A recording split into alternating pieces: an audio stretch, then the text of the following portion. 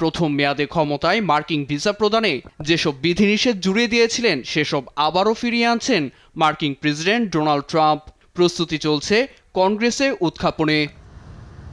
যুক্তরাষ্ট্রের নাগরিকত্ব ও অভিবাসী বিষয়ক পরিষেবা সংস্থা ইউএসসিআইএস এর পরিচালক জোসেফ অ্যাডলো জানান, উচ্চ বেতনে চাকরি করতে আসা বিশেষ দক্ষতা সম্পন্নদের অগ্রাধিকার দিতে চায় যুক্তরাষ্ট্র।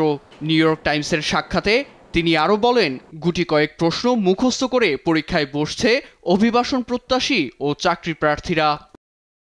জোসেফ অ্যাডলোর মতে H-1B ক্যাটাগরিতে প্রতি বছর ৮৫,০০০ কর্মীকে ভিসা দেয় ওয়াশিংটন।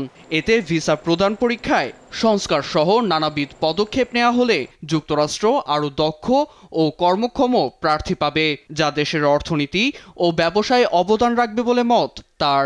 আর প্রবেশের সুযোগ হারাবে অদক্ষ ও নিম্ন আয়ের লোকজন।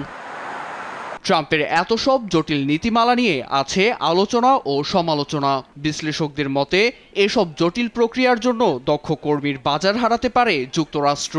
পরিস্থিতি বিবেচনায় নাগরিকত্ব অর্জনের পরীক্ষায় খোদ মার্কিনেরাই টিকবে না বলে মনে করেন কেটো ইউনিভার্সিটির ইমিগ্রেশন স্টাডিজের প্রধান ডেভিড বিয়ার। নীরব দাস, নিউজ ডেস্ক, দেশ টিভি।